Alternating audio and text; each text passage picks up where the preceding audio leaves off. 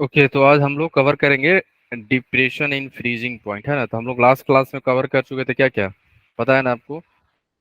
Pressure वाला, vapour pressure का। Then हम लोग elevation in boiling point cover कर दिए हैं, है ना। तो आज हम लोग नेक्स्ट टॉपिक जो होगा हमारा depression of freezing point. Then हम लोग कवर करेंगे osmotic pressure and last topic होगा वेंटअप फैक्टर, है ना। ठीक है। एंड उसके बाद हम लोग बेसिक क्वेश्चन कर लेंगे, कैसे फॉर्मूला अप्लाई करते हैं ऑल। एंड हम लोग नेक्स्ट क्लास में अच्छे से क्वेश्चन, जेई लेवल का क्वेश्चन अपन करेंगे। ठीक है। चलो, तो पहला आप लोग ये बताओ पहले कि what is freezing point. Freezing point आप लोग डिफाइन कर सकते हो। Anyone, what is freezing point, बोलो। फ्रीजिंग पॉइंट क्या लगता है, क्या होना चाहिए डिफिनीशन के अनुसार, बोलो। सर जब कोई लिक्विड से सॉलिड फेज में जाता हो, हाँ। Freezing point. यस। ये तो बेसिक डिफिनीशन हो गया। स्टैंडर्ड डिफिनीशन, स्टैंडर्ड डिफिनीशन ये होता है लिखना, आपको ध्यान रखना होगा। At at freezing point, at freezing point, at freezing point, liquid liquid and solid exist, liquid and solid exist in equilibrium, exist in equilibrium, exist in equilibrium, है ना। एंड इसका मतलब ये हुआ कि लिक्विड एंड सॉलिड जो होगा ना, इक्विलिब्रियम होगा इस पॉइंट पे, है ना। एंड क्या बोल सकते हो इसी पॉइंट पे, at this point, at this point, इस पॉइंट पे जब हमारा लिक्विड एंड सॉलिड दोनों ही क्या हो रहा है, इक्विलिब्रियम हो रहा है, इक्विलिब्रियम है दोनों के बीच में। तो इसी पॉइंट पे हम लोग क्या बोलेंगे, ठीक है। इसी पॉइंट पे क्या होता है कि हमारा लिक्विड एंड सॉलिड दोनों क्या है, एक ही साथ एग्जिस्ट करते हैं। लिक्विड एंड सॉलिड दोनों एक साथ रहेंगे। तो at this point solid liquid and solid solid exist exist simultaneously, simultaneously। ये तो एक डिफिनीशन हो गया फ्रीजिंग पॉइंट का। सेकेंड डिफिनीशन क्या है कि फ्रीजिंग पॉइंट जो होता है हमारा, फ्रीजिंग पॉइंट जो हमारी होती है, good evening Sejal. Freezing point जो होता है, सेकेंड डिफिनीशन अगर देखो स्टैंडर्ड, तो फ्रीजिंग पॉइंट पे क्या होता है ना, at the freezing point, at the freezing point, freezing point पे क्या होता है हमारा, डिफिनीशन ये याद रखना, ये वाली। जब भी एग्जाम में पूछे ना तो ये वाला डिफिनीशन लिखना, वो वाली नहीं, है ना, जो आपने बताया। लिक्विड सॉलिड में चेंज, है ना, लिक्विड चेंज इनटू सॉलिड जब हम लोग टेम्परेचर को डिक्रीज करते हैं, जब कूलिंग करते हैं, है ना, लिक्विड कन्वर्टेड इनटू सॉलिड। ये बेसिक डिफिनीशन है क्लास 6 7 का, है ना। वो डिफिनीशन यूज मत करना, तो है ना। फ्रीजिंग पॉइंट पे क्या होता है, the freezing point of solvent, freezing point of solvent, है ना, फ्रीजिंग पॉइंट ऑफ सॉल्वेंट क्या होता है, क्या बोल सकते हैं, फ्रीजिंग पॉइंट क्या था, इक्विलिब्रियम। ऊपर ही वाला डिफिनीशन है, थोड़ा सा अलग तरीके से लिखा गया है बस। Freezing point of solvent, equilibrium exist, है ना, इक्विलिब्रियम होता है between the, between the liquid, between the liquid state, between the liquid state and and solid state. ठीक है। तो फ्रीजिंग पॉइंट हमेशा हम लोग इक्विलिब्रियम पे बात करेंगे, है ना। तो यहाँ पे वेपर प्रेशर क्या होगा फिर, लिक्विड एंड सॉलिड का क्या हो जाएगा, सेम रहेगा, याद रखना। यहाँ पे क्या होगा था, क्या होता है, the vapour pressure, the sir way, मत कर करना। हाँ, ये वाला, हाँ, the vapour pressure, the vapour pressure of both both liquid and solid, liquid and solid दोनों का वेपर प्रेशर सेम होता है यहाँ पे, है ना, फ्रीजिंग पॉइंट पे, है ना। ध्यान रखना, liquid and solid phase vapour pressure of both liquid and solid phase are same at freezing point, ध्यान रखना, at freezing point, freezing point, at freezing point. Boiling point पे क्या था, वेपर प्रेशर जो जब हमारा एक्सटर्नल प्रेशर से बराबर हो जाए तब हम लोग क्या बोलेंगे, boiling point. Normal boiling point क्या होता है, जब हमारा वेपर प्रेशर जो है 1 atm के बराबर हो जाए तो नॉर्मल बॉइलिंग पॉइंट होता है। बट फ्रीजिंग पॉइंट में क्या होता है, फ्रीजिंग पॉइंट में यह है कि सॉलिड का वेपर प्रेशर, ध्यान सुनना, जो हमारा सॉलिड का वेपर प्रेशर है, मान लो कर्व होगा, है ना, ग्राफ से देखेंगे कि अगर मान लो सॉलिड का वेपर प्रेशर है मान लो ऐसे, है ना, तो लिक्विड का जो वेपर प्रेशर होगा सॉल्वेंट का हमारा, वो अगर जहाँ कट करेगा यहाँ पे, है ना, जहाँ पे आके दोनों टच करेंगे उसी पॉइंट पे हमारा क्या होता है, फ्रीजिंग पॉइंट आएगा। मीन्स दोनों के बीच में क्या आ गया, इक्विलिब्रियम हो गया। फ्रोजन सॉलिड बोलते हैं, क्या बोलते हैं हम लोग, फ्रोजन सॉलिड, है ना। दोनों ही फेज प्रेजेंट होता है, लिक्विड एंड सॉलिड दोनों ही रहेगा। उसी टाइम पे हम लोग फ्रीजिंग पॉइंट कैलकुलेट करते हैं। जैसे बॉइलिंग पॉइंट में क्या था, जब वेपर प्रेशर जो है क्या हो जाए, बराबर हो जाए किससे, 1 atm के बराबर हो जाए, तो नॉर्मल बॉइलिंग पॉइंट निकलता था हमारा, याद है ना, कल हम लोग देखे थे यहाँ पे, है ना, ग्राफ में देखो। तो फ्रीजिंग पॉइंट पे हम लोग क्या देखेंगे, देखो 1 atm के बराबर हो रहा था ना, तो ये क्या निकल रहा है सब, दोनों normal boiling point of solvent and normal boiling point of solution, ठीक है। सिमिलरली फ्रीजिंग पॉइंट में क्या होता है, ये भी इक्विलिब्रियम में बात होती होगी, और यहाँ पे वेपर प्रेशर जो होगा लिक्विड एंड सॉलिड दोनों का सेम होगा। जब दोनों का सेम होगा ना, उसी पॉइंट पे, ये नहीं कि जब मन तब, है ना। जैसे बॉइलिंग पॉइंट हमेशा 1 atm पे कर रहे थे ना हम लोग, नॉर्मल बॉइलिंग पॉइंट, तब फ्रीजिंग पॉइंट कब होगा, जब दोनों का वेपर प्रेशर सेम होगा, सॉलिड एंड लिक्विड का, जहाँ कट करेगा ग्राफ, समझ गए, है ना। जब मन किया तब नहीं, है ना, समझ गए। तो लिख लेना वैसे नोट में यहाँ पे, यही डिफिनीशन है फ्रीजिंग पॉइंट का, है ना। ठीक है, अब से आप लोग यही डिफिनीशन लिखना एग्जाम में, है ना। फ्रीजिंग पॉइंट को क्या बोल सकते हो, the temperature, the temperature at which, the temperature at which vapour pressure जो होगा, vapour pressure, vapour pressure of liquid, vapour pressure of liquid equal to vapour pressure of frozen solid, frozen solid, ध्यान रखना, है ना। ये simple सा definition लिख लोगे तब भी आपका सही हो जाएगा, है ना, ये वाला, ये भी लिख दोगे तो आपका सही होगा, है ना, फ्रीजिंग पॉइंट।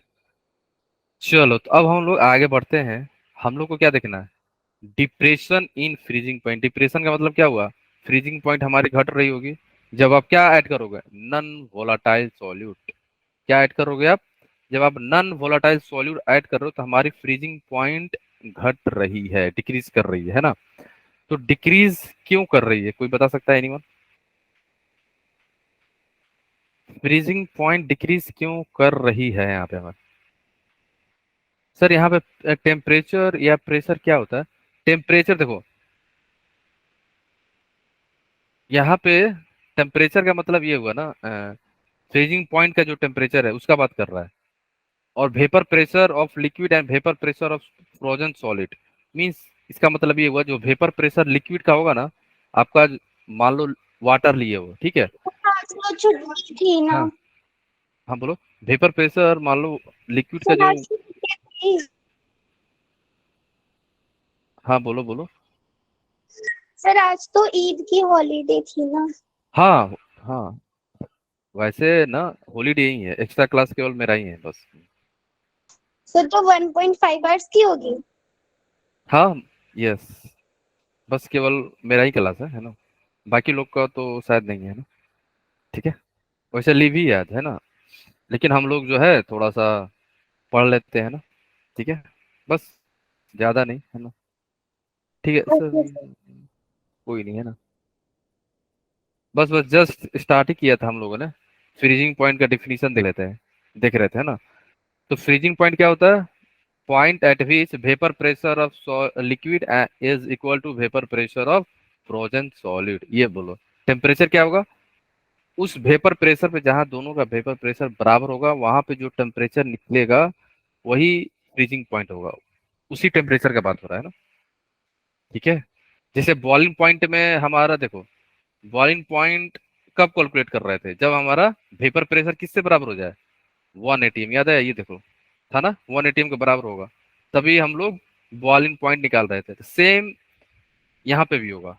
यहाँ पे वेपर प्रेशर जो है सॉलिड का एंड लिक्विड का जहाँ कट करेगा, जहाँ सेम होगा, वहां पे हम लोग फ्रीजिंग पॉइंट कैलकुलेट करते हैं ना, टेम्परेचर।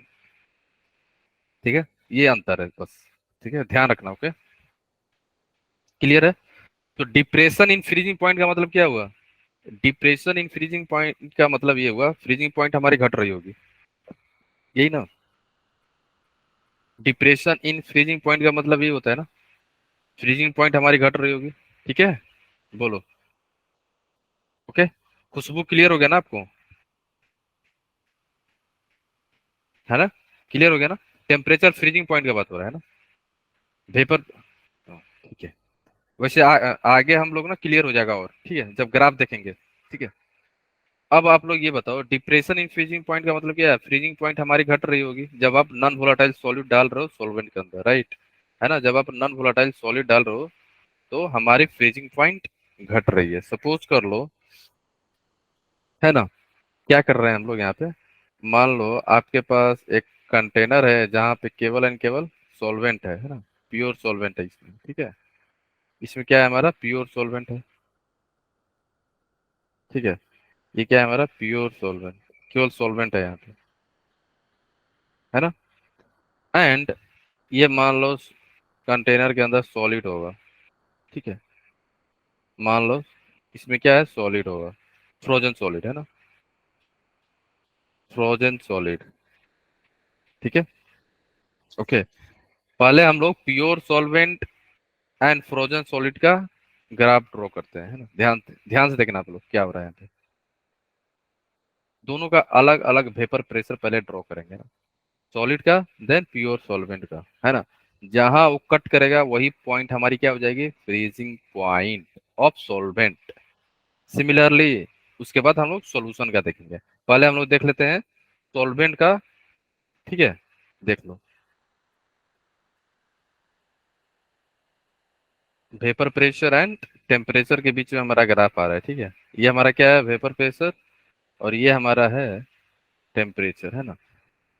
ठीक है, तो ग्राफ ऐसे देखा गया है कि सॉलिड का जो ग्राफ होता है ना, फ्रोजन सॉलिड का, मान लो ऐसा कुछ होगा, ऐसे, ऐसे कुछ। ठीक है, राइट, ये मान लो फ्रोजन सॉलिड का हमारा ग्राफ है, वेपर प्रेशर वर्सेस टेम्परेचर का, राइट, है ना। ठीक है, अब देखो हम लोग क्या कर रहे हैं यहाँ पे, सॉल्वेंट। ठीक है, ये किसका ग्राफ था हमारा, फ्रोजन सॉलिड का, है ना। किसका है, फ्रोजन सॉलिड का है।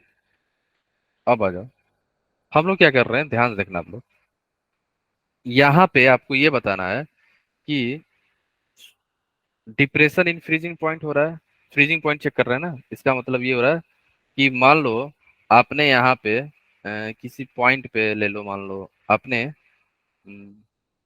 ये पॉइंट होगा, ठीक है, कोई एक पॉइंट ले लो यहाँ पे, हाँ, ये पॉइंट है। ठीक है, इस पॉइंट से क्या हो रहा है हमारा, धीरे धीरे धीरे धीरे धीरे धीरे धीरे धीरे धीरे धीरे वेपर प्रेशर घट रहा है, घट रहा है, घट रहा है, घट रहा है, घट रहा है, घट रहा है, यहाँ आके कट किया, यहाँ आके इसने टच किया है। ठीक है, इस पॉइंट पे, राइट, है ना। ओके, ये ग्राफ किसका ड्रॉ कर रहे हैं हम लोग, सॉल्वेंट का है, प्योर सॉल्वेंट का ग्राफ, राइट, है ना। अब ध्यान ध्यान से सुनना ग्राफ।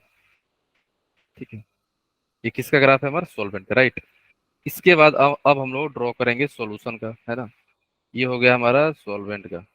ठीक है, अब ध्यान से आप सुनना, मैंने क्या बोला था कि जब vapour pressure of frozen solid is equal to the vapour pressure of solvent, ठीक है, जब दोनों का वेपर प्रेशर बराबर होगा, उसी पॉइंट पे हम लोग क्या करते हैं, कैलकुलेट फ्रीजिंग पॉइंट। इस ये पॉइंट पे ही हमारा इक्विलिब्रियम आ रहा है, और यहाँ पे जो हमारी टेम्परेचर होगी इसी को हम लोग क्या बोलेंगे, फ्रीजिंग पॉइंट। क्या बोलेंगे अपन, फ्रीजिंग पॉइंट। ठीक है, इसी पॉइंट को हम लोग बोलते हैं क्या, फ्रीजिंग पॉइंट, है ना। इसे हम लोग डिनोट करेंगे T not F.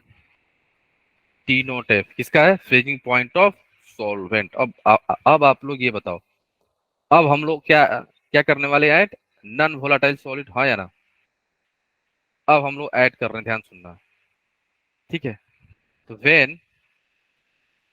When non volatile when non-volatile solute is added, अगर नॉन volatile solute ऐड कर रहे हो, when non volatile solute is added to the solvent, क्या होगा? वेपर प्रेशर डिक्रीज हो जाएगा, हाँ, बोलो हाँ या ना? बोलो, होगा ना? Yes, है sir. ना? देन द वेपर प्रेशर जो हो जाएगा हमारा, vapour pressure of solvent vapour pressure of solvent is greater then is greater then the vapour pressure greater than the vapour pressure of solution. Solution का जो vapour pressure होगा वो कम होगा solvent से, राइट? यही सेम कॉन्सेप्ट हम लोग लगाने वाले हैं यहाँ पे, है ना? ठीक है, राइट, है ना? है ना? तो वेपर प्रेशर हमारा क्या हो गया? सॉल्यूशन का डिक्रीज हो गया, देयरफॉर हम लोग क्या बोल सकते हैं? हमारा फ्रीजिंग पॉइंट भी डिक्रीज करता है। Therefore the freezing point of of freezing point of solution is is lower than is lower than the freezing point of solvent. Freezing point of solvent, solvent का फ्रीजिंग पॉइंट क्या होता है? हमारा ज्यादा होता है ना? अब आ जाओ, अब हम लोग चलते हैं ऊपर, ठीक है? ठीक है ना? अब आ जाओ, हमने क्या बोला कि फ्रीजिंग पॉइंट जो है आपका, वेपर प्रेशर डिक्रीज हो रहा था जब हम लोग नॉन वोलेटाइल सॉलिड ऐड कर दिए सॉल्वेंट के अंदर। तो हमारा वेपर प्रेशर मान लो इसका यहाँ पे है, ठीक है? अगर इसका वेपर प्रेशर यहाँ है, तो जो हमारा सॉल्यूशन होगा उसका वेपर प्रेशर यहाँ कुछ होगा, यहाँ पे कम होगा ना, इससे सॉल्वेंट से तो कम ही होगा, समझ गए?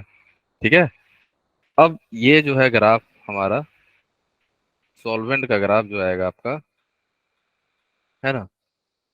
सॉल्वेंट का ग्राफ हो गया। अब सॉल्यूशन का ग्राफ हमारा धीरे धीरे धीरे धीरे वेपर प्रेशर घट रहा है, घट रहा है, घट रहा है, घटते घटते यहाँ पे कट गया।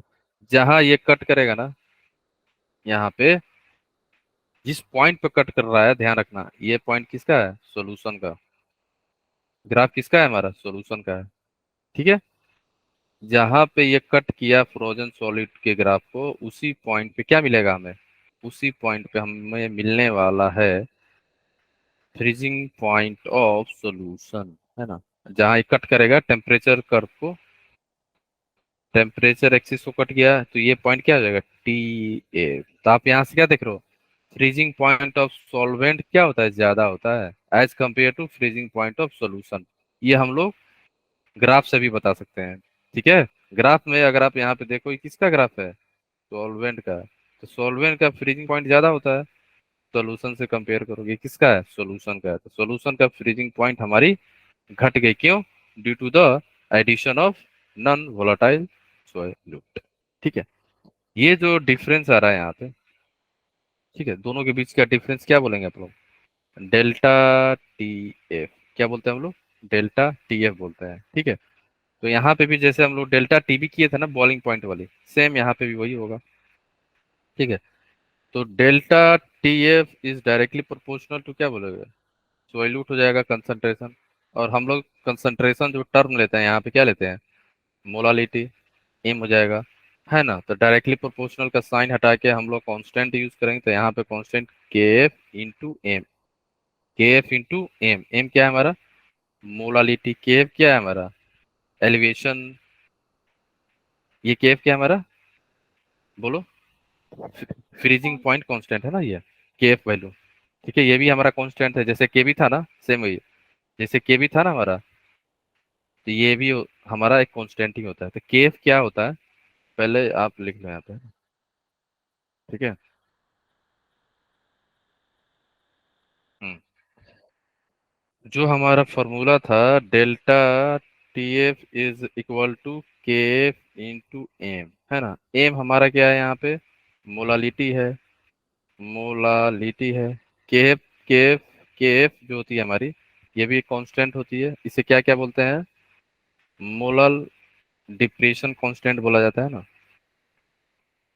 मोलल डिप्रेशन कांस्टेंट, ठीक है, ध्यान रखना। और क्या बोला जाता है इसको, बोलो, freezing point, freezing point depression constant, freezing point depression, freezing point depression constant बोलते हैं इसको, है ना। और क्या बोलते हैं, है ना, और हम लोग बोलते हैं क्रायोस्कोपिक कांस्टेंट, ठीक है, ध्यान रखना, क्रायोस्कोपिक, है ना, क्रायोस्कोपिक कांस्टेंट, ठीक है, क्रायोस्कोपिक कांस्टेंट बोलते हैं, है ना। अब आते हैं, थोड़ा सा डेराइव करते हैं हम लोग, मोलालिटी को चेंज करते हैं ना, डेल्टा टी एफ।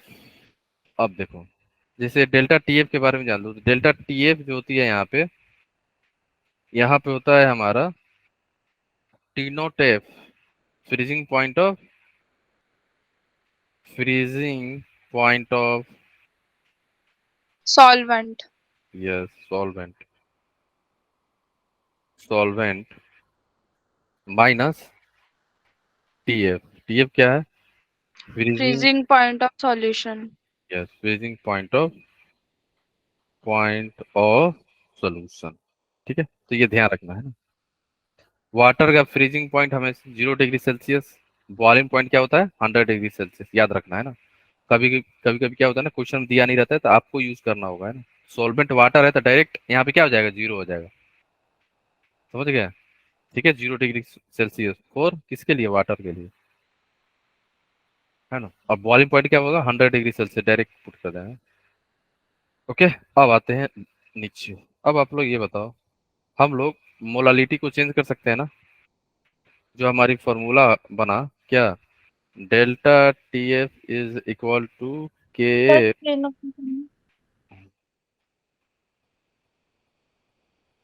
ठीक है। अब देखो, delta T F is equal to K F into, molality का फॉर्मूला क्या होता है, moles upon mass of solvent, है तो मोल्स को क्या लिख सकते हैं हम लोग, given mass divided by molar mass, है ना। सिमिलरली जो अपन ऊपर किए हैं यहाँ पे भी कर लेते हैं। तो मान लो ये आपको W2, है ना, divided by M W2 into W1 into 1000, ठीक है। अब हम लोग देखते हैं यहाँ पे W2 क्या है हमारा, W1 क्या है ना, देख लो। W2 हमारा क्या है, mass of solute, mass of solute है।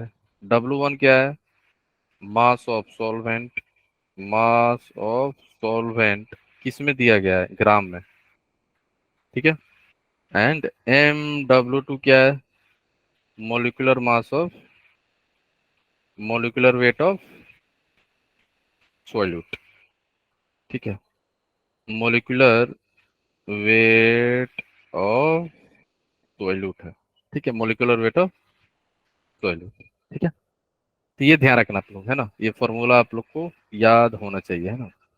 तो डेल्टा टी एफ को क्या लिख सकते हो, T note F minus T F, है ना, क्या हो जाएगा, के F into W2 into 1000 divided by MW2 into W1 in gram.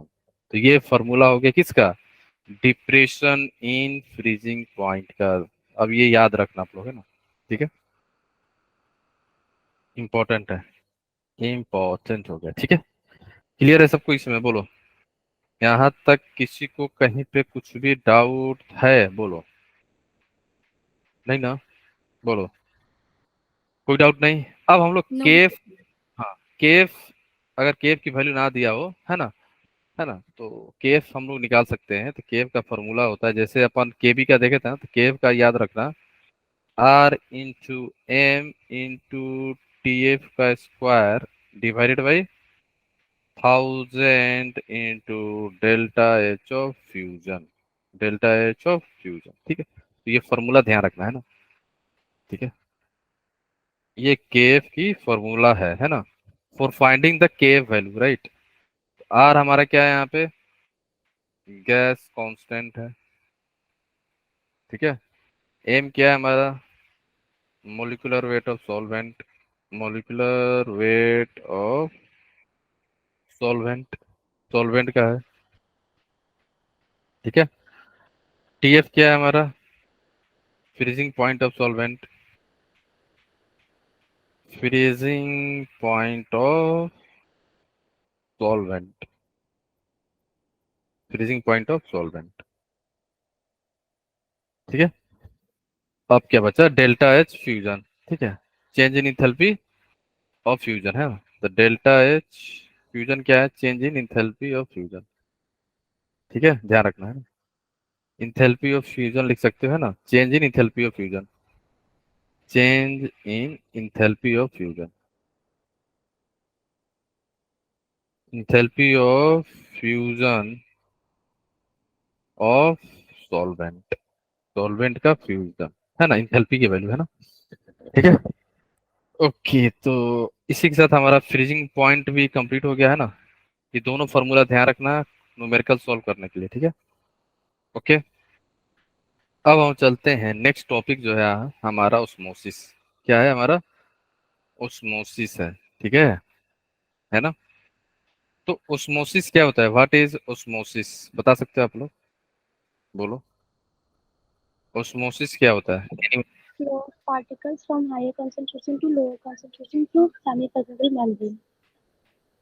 Yes, तो है ना, higher concentration to lower concentration में जब मूवमेंट होता है उसी को हम लोग क्या बोलते हैं, ओस्मोसिस। ठीक है, ओस्मोसिस स्पॉन्टेनियस फिनोमेना होता है, पता है ना, ये सारा चीज पता है ना, छोटी छोटी बातें क्या होता है, याद रखना। It is the spontaneous process, ये अपने आप होता है, इसे किसी की जरूरत नहीं है, ये किसी का वेट नहीं करता, है ना, स्पॉन्टेनियस प्रोसेस है, मन किया तो करेगा, है ना, स्पॉन्टेनियस है ना, इसमें किसी भी एक्सटर्नल एजेंट की रिक्वायरमेंट नहीं पड़ेगी, है ना, ये अपने आप होता है।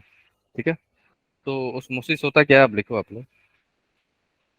ठीक है, the process, the process, the process of flow of, the process of flow of the flow of the solvent, flow of the solvent molecule. यहाँ पे ध्यान रखना, हम लोग यूज करते हैं सेमी परमिएबल मेम्ब्रेन, ऐसा मेम्ब्रेन जो पार्टिकुलर सब्सटेंस को ही पास करेगा, ये सबको नहीं पास करता है ना। जैसे आईडी कार्ड कहीं जरूरत पड़ता है ना, कहीं जाने के लिए आपको क्या होता है, एंट्री के लिए आईडी कार्ड होता है ना, सेम हमारा सेमी परमिएबल मेम्ब्रेन भी होता है, ये सबको जाने नहीं देगा। ठीक है, ये किसको जाने दे रहा है यहाँ, केवल and केवल सॉल्वेंट को ही। ठीक है, ध्यान रखना, the process of the flow of the solvent molecule through the solvent molecule through the membrane, through the membrane, through the membrane from, ये ध्यान रखना, from pure solvent, from pure solvent, from pure solvent to the solution, जहाँ पे solid and solvent दोनों होगा, जिस side उधर movement होगा किसका, सॉल्वेंट का, टू द सॉल्यूशन। ठीक है, ये ध्यान रखना है ना, क्लियर है, ओके। तो हम लोग मेम्ब्रेन क्या होगा यहाँ पे, एसपीएम यूज करते हैं, सेमी परमिएबल मेम्ब्रेन, क्या यूज करते हैं हम लोग, एसपीएम, है ना।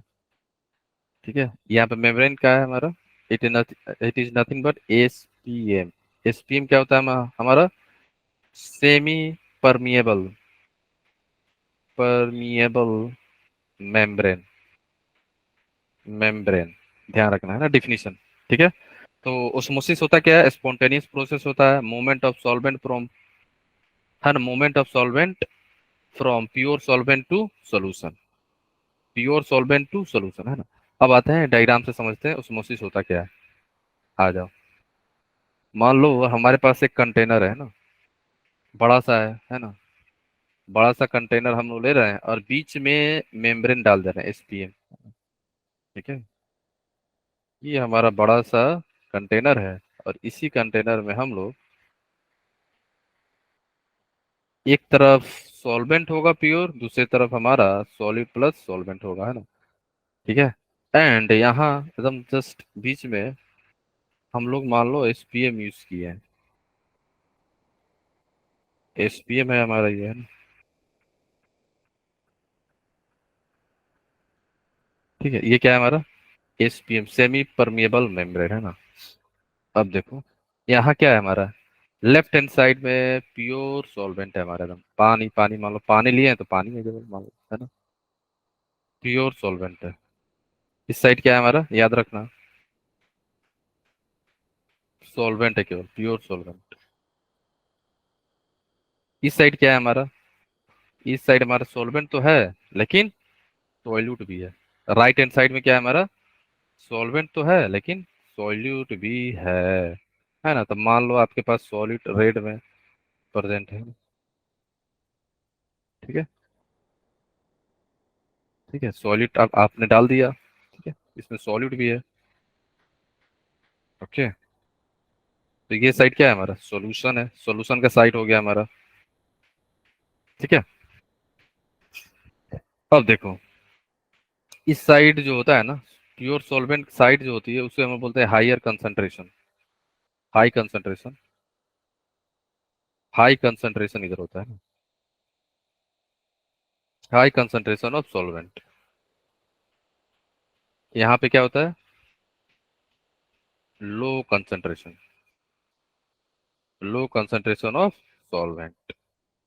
ठीक है ना, इसको ऐसे लिख लो, लो कंसंट्रेशन ऑफ सॉल्वेंट है इधर, है ना,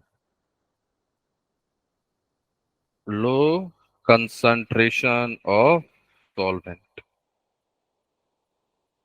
है ना। इधर, इधर क्या है हमारा, लेफ्ट हैंड साइड में हाई कंसंट्रेशन। ठीक है, तो ओस्मोसिस यहाँ पे होगा, है ना। तो जैसे ही ओस्मोसिस हो रहा है तो यहाँ पे क्या होगा, मूवमेंट होगा, क्या बोलते हो, होगा ना। ये जो वाटर है हमारा प्योर सॉल्वेंट वाटर इधर मूव करेगा, मूव हो रहा है, मूव हो रहा है ना, मूव होता जा रहा है। ठीक है, एक ऐसा टाइम आएगा, है ना, सोल्यूशन की तरफ का कंसंट्रेशन हमारा, अब पानी इधर आ रहा है, समझ गया, पानी इधर आता जा रहा है, ये बढ़ रहा है। ठीक है, और ये घट रहा है, अब ये घटने लगा। ठीक है, ऐसा कुछ केस हुआ होगा। ठीक है, समझ गया, पहले से अभी घट गया, पानी इधर मूव हो रहा है ना। इस प्रोसेस को रोकने के लिए ध्यान सुनना, अब ये प्रोसेस को रोकने के लिए आप क्या करोगे, ये जो प्रोसेस हो रहा था, सॉल्वेंट जो है हमारा प्योर सॉल्वेंट मूव कर रहा था सॉल्यूशन की तरफ, है ना, इसे रोकने के लिए आप क्या करोगे। प्रेशर। हम्म?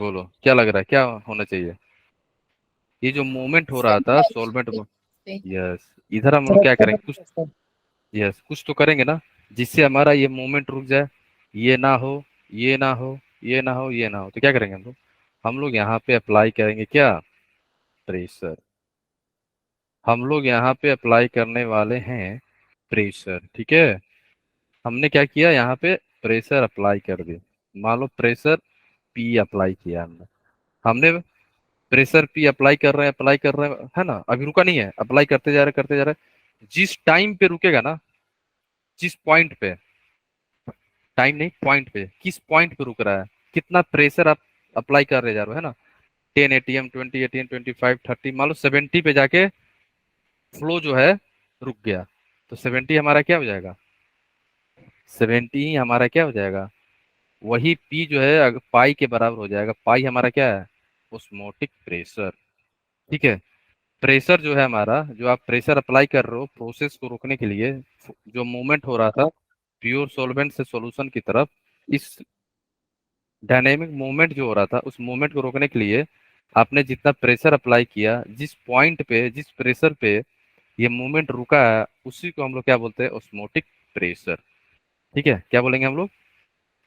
Osmotic pressure. ठीक है, ये पाई क्या है हमारा? ये पाई हो जाएगा हमारा, यहाँ लिख लो, पाई हो जाएगा हमारा ऑस्मोटिक प्रेशर। ठीक है, इसी को हम लोग बोलते हैं ऑस्मोटिक प्रेशर। समझ गए? ऐस- ठीक है, पॉइंट या ऐसा प्रेशर, जैसे आप प्रेशर क्या कर रहे हो, सॉल्यूशन की तरफ अप्लाई कर रहे हो, है ना? तो एट द टाइम तो रुकेगा नहीं हमारा फ्लो। कुछ समय के बाद, है ना, धीरे धीरे धीरे धीरे कर रहे हो तो आपको लगेगा कि अच्छा चलो 10 प्रेशर मैंने अप्लाई किया तो नहीं हुआ, 20 किया, 30 किया, 40 पे आपको दिखा कि अच्छा ये तो फ्लो रुक गया, तो 40 हमारी क्या हो जाएगी? Osmotic pressure. ठीक है, 40 क्या हो गया हमारी? ऑस्मोटिक प्रेशर, है ना? अब हम लोग चलते हैं, डिफाइन कर सकते हैं व्हाट इज ऑस्मोटिक प्रेशर। ठीक है, अब आता है कि ऑस्मोटिक प्रेशर होता क्या है ना? ऑस्मोटिक प्रेशर क्या होता है? एनीवन? ऑस्मोटिक प्रेशर आखिर क्या होगा बताओ? ऐसा प्रेशर, एक्सटर्नल प्रेशर जो आप अप्लाई कर रहे हो to stop the movement of the solvent molecule from pure solvent to the solution. जिस पॉइंट पे, जिस प्रेशर पॉइंट पे मूवमेंट रुका है, उसी को हम लोग बोलते हैं ऑस्मोटिक प्रेशर। ठीक है, तो लिखना, the external pressure is applied, the external pressure is applied to stop the movement, या आप बोल सकते हो stop the process of osmosis. उसी को हम लोग क्या बोलते हैं? Osmotic pressure. The external pressure is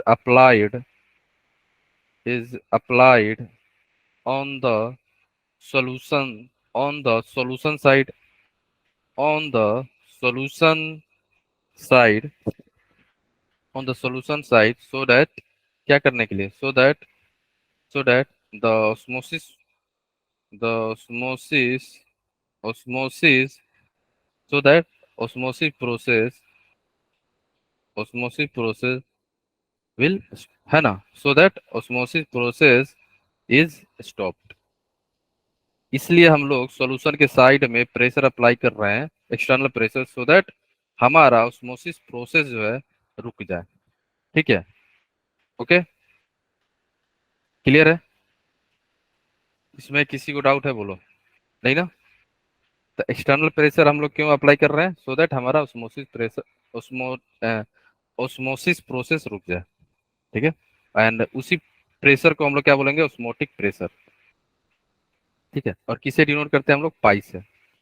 osmotic pressure हम लोग डिनोट करते हैं पाई से, है ना?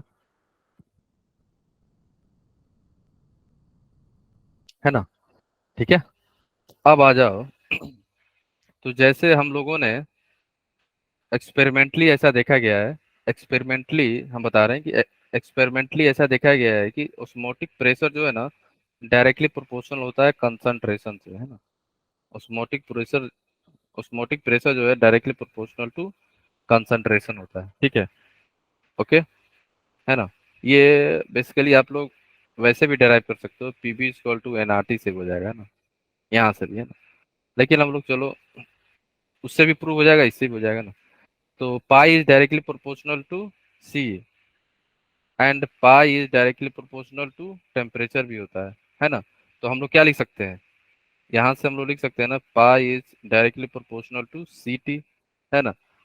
अगर आप डायरेक्टली प्रोपोर्शनल हटाओगे तो pi is equal to, pi जो है किसके पर आ जाएगा? C R T. यहाँ पे आर क्या है?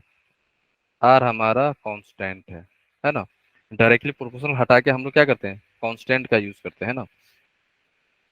ठीक है, क्लियर है? तो ये फॉर्मूला हो गया किसका? ऑस्मोटिक प्रेशर का, है ना? ध्यान रखना, है ना? ओके, क्लियर है सबको? बोलो। तो यहाँ पे सी क्या है हमारा? सी हमारा है कंसंट्रेशन। सी हमारा है कंसंट्रेशन होता है, कंसंट्रेशन। यहाँ पे कौन सा यूज करेंगे? मोलारिटी। ठीक है, आर क्या है हमारा? Gas constant, gas constant. ठीक है, टी क्या है हमारा? टेम्परेचर। टी क्या है हमारा, बोलो, टेम्परेचर, राइट, है ना। चलो पाई आपको पता ही है क्या है, ऑस्मोटिक प्रेशर, ऑस्मोटिक प्रेशर बोलते हैं इसको, है ना, ऑस्मोटिक प्रेशर। ओके, तो ये सारा चीज आप ध्यान रखना, है ना। क्लियर है, बोलो, इसमें किसी को डाउट तो नहीं है ना, बोलो।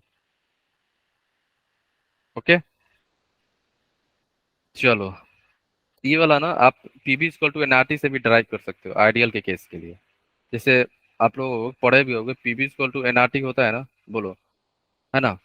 ठीक है, अब ध्यान से देखना, P equal to N by B R T होता है, हाँ या ना। प्रेशर हमारा क्या है, अगर हमारा एक्सटर्नल प्रेशर पाई के बराबर हो जाए, मीन्स ऑस्मोटिक प्रेशर के बराबर हो जाए, राइट, तो pi equal to moles upon volume को क्या होता है हमारा, concentration, R into T, derive हो गया ना। ठीक है, ठीक है, ध्यान रखना। सी को क्या लिख सकते हो आप, moles of solute divide by volume of solution, volume of solution in litre, ध्यान रखना। ठीक है, चलो अब आगे चलते हैं हम लोग, है ना। अब आगे कुछ पॉइंट आपको पता होना चाहिए कि ये जो osmotic pressure, osmotic colligative property है ना, ये हम लोग यूज करते हैं for finding the molecular mass of polymer, है ना, प्रोटीन का, बड़े बड़े मॉलिक्यूल का मोलर मास फाइंड करने के लिए हम लोग यूज करते हैं, है ना। तो ध्यान रखना, नोट में लिख लो कि to measure the to measure the accurate accurate molar mass molar mass of bacteria, है ना, एक्सपेरिमेंटली हम लोग करते हैं ये सारा चीज, है ना, बैक्टीरिया।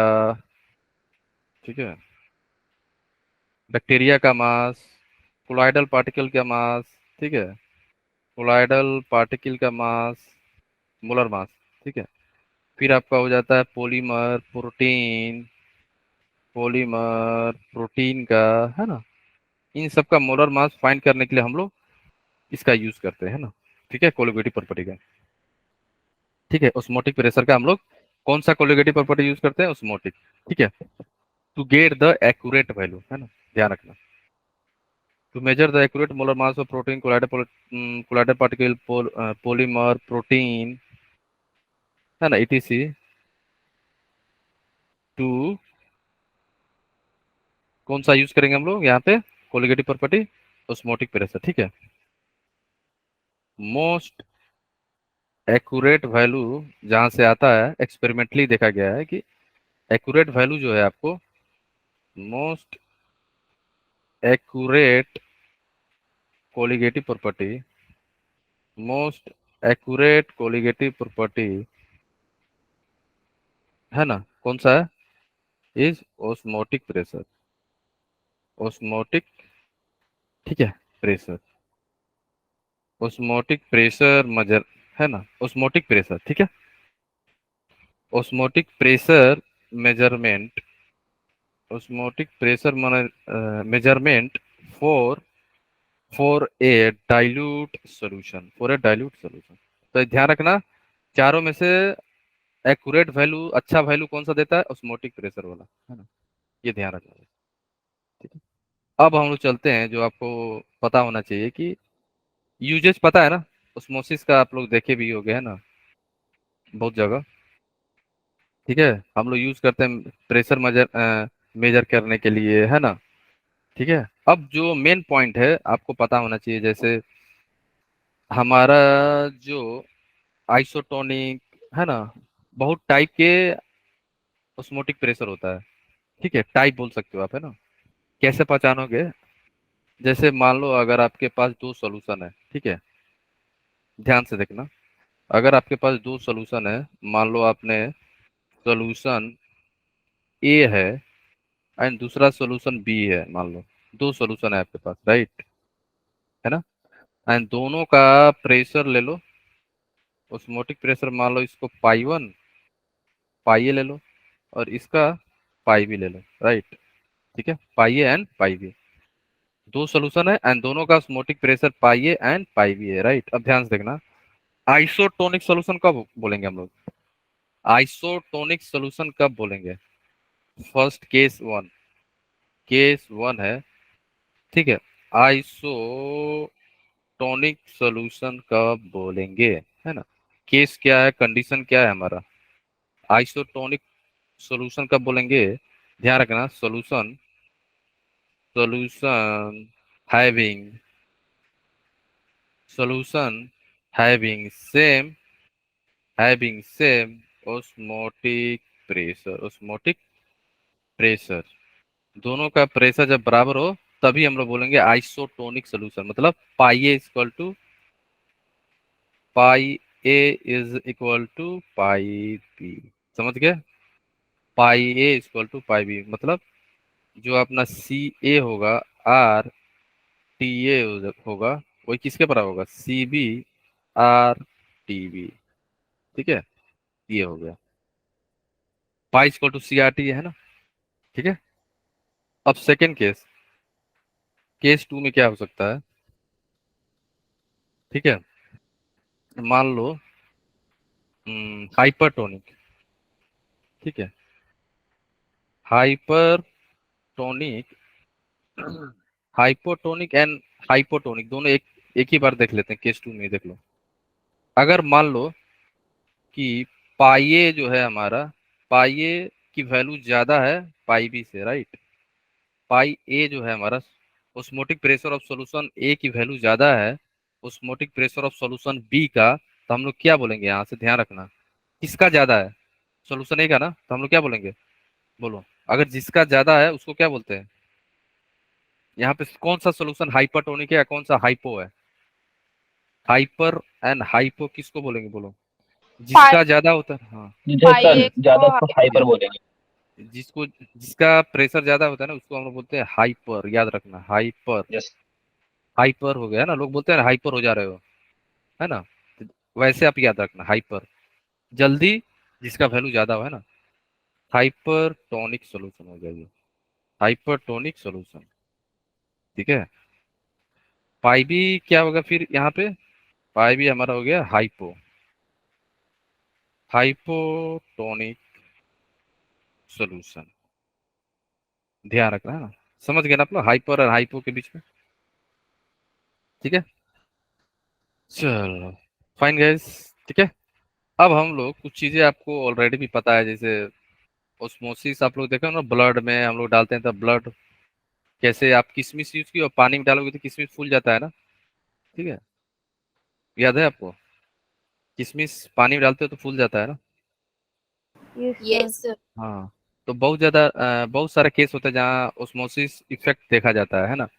ये इडेमा एक डिजीज होता है, पैर फूल जाता है आपका, है ना। सेकेंड होता है आपका, मान लो movement of water in the tree के अंदर पानी का मूवमेंट जो होता है ना, वाटर मूवमेंट प्लांट के अंदर, वो भी क्या होता है? ऑस्मोसिस होता है ना, ठीक है।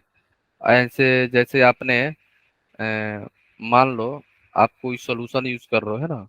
अगर अगर मान लो कोई सब्सटेंस है आपके पास, है ना। अगर उस सब्सटेंस आपने किसी सोल्यूशन में डाले हो, राइट, अगर वो फूल जा रहा है, ठीक है, अगर वो फूला है तो कौन सा प्रोसेस हुआ है? ऑस्मोसिस। नहीं नहीं, हाइपोटोनिक हुआ है कि आइसोटोनिक हुआ है कि हाइपो हुआ है? ऑस्मोसिस तो हो रहा है, वो तो सही है, ऑस्मोसिस ही है। हाइपोटोनिक। अगर आपने मान लो कोई सब्सटेंस लिया है ना और सॉल्वेंट में डाल दिया आपने, ठीक है ना, और वो सब्सटेंस का स्वेल कर गया, बढ़ गया उसका साइज, तो क्या हुआ है? ऑस्मोसिस हुआ, लेकिन कौन सा? Sir hypotonic. ठीक है ना, हाइपो होता है ना। क्या होता है हमारा? हाइपो हुआ है यहाँ पे, है ना। अगर मान लो आपने क्या है, सॉलिड कोई सब्सटेंस लिया, सॉल्वेंट में डाला और उसका साइज डिक्रीज हो गया, तो क्या हुआ? हाइपरटोनिक। Hyper hypertonic. हो गया, हाइपर, है ना। तो एक एग्जांपल केस ले लो यहाँ पे। एग्जांपल में मान लो कि अगर हम लोग if we add if you add या if we the blood cell in NaCl solution। ठीक है, ठीक है। तो मान लो आपने क्या किया, सॉल्यूशन जो है फर्स्ट ये ले लो, मान लो सॉल्यूशन जो है आपका ज्यादा है, कंसंट्रेशन मान लो होगा 0.9% वेट बाय वॉल्यूम, है ना। इस केस में आपने क्या किया, ब्लड सेल को NaCl सॉल्यूशन में पुट किया। यहाँ पे केस 1 में तो क्या होगा, जो हमारा ब्लड सेल था ना, ये यहाँ से क्या निकल जाता है, पानी बाहर आ जाता है ना। यहाँ से पानी बाहर आ गया, वाटर जो है सेल के अंदर से ही निकल गया, ब्लड सेल के ही अंदर से ही। ठीक है, तो यहाँ पे कौन सा केस हो गया, hypertonic, hyper, yes, hypertonic, hypertonic. अब केस बी देखो, केस बी में क्या है, मान लो आपका सॉल्यूशन जो है is equal to 0.9% weight by volume, है ना। यहाँ पे आपका जो जो ब्लड सेल है ना, ब्लड सेल जो है, ब्लड सेल वाटर जो है आपका मूवमेंट हो, वाटर का भी मूवमेंट हो रहा है यहाँ पे, राइट, अंदर जा रहा है और वाटर बाहर भी आ रहा है। तो यहाँ पे कौन सा प्रोसेस हो रहा है, हाइपोटोनिक। नहीं, यहाँ पे पानी जा भी रहा है सेल, ये हमारा क्या है, आइसोटोनिक। आइसो हो गया ना। ये हमारा ब्लड सेल है, ब्लड सेल के अंदर पानी जा भी रहा है और ब्लड सेल से पानी निकल रहा है। तो इसका मतलब ये हुआ कि दोनों जगह प्रेशर सेम है, समझ गए। NaCl यस के सर। सोल्यूशन जब आपने ब्लड सेल डाला, उसका साइज जैसा था वैसे ही रह गया, कुछ चेंज ही नहीं हुआ। इसका मतलब वाटर जितना जा रहा है उतना ही बाहर निकल जा रहा है। तो ये क्या है हमारा, आइसोटोनिक, आइसोटोनिक सोल्यूशन है ना। ठीक है, अब देखो सी केस क्या होगा, मान लो केस सी में अगर आपके पास सोल्यूशन जो है हमारा, सोल्यूशन लेस देन किससे हो गया, मान लो 0.9% वेट बाय वॉल्यूम, है ना। इस केस में आपने क्या किया, ब्लड सेल को NaCl सॉल्यूशन में डाला। ठीक है, यहाँ पे आपका ब्लड सेल जो है ना, ठीक है, ये हमारा क्या है, ब्लड सेल, ब्लड सेल है ना। इस केस में क्या हो रहा है, इस केस में जो हमारा वाटर है अंदर आ रहा है, ठीक है, H2O जो है अंदर आ रहा है। इसका मतलब क्या हुआ, कौन सा, hypotonic solution, hypotonic solution. Hypo, ठीक है, हाइपोटोनिक सॉल्यूशन। ठीक है, क्लियर हो गया ना, तो ध्यान रखना है ना। ट्री के अंदर, प्लांट के अंदर जो वाटर मूवमेंट होता है osmosis के चलते होता है ना, ये सारा चीज याद रखना है। प्लांट जो पानी एब्जॉर्ब करता है ना osmosis के थ्रू, ठीक है। चलो, इसमें और किसी को डाउट है, बोलो, नहीं ना। चलो, अब हम चलते हैं नेक्स्ट टॉपिक की तरफ, जो कि हमारा लास्ट सब टॉपिक बचा है, जिसको हम लोग बोलते हैं वेंटअप फैक्टर, और इसी के साथ सॉल्यूशन चैप्टर का द एंड।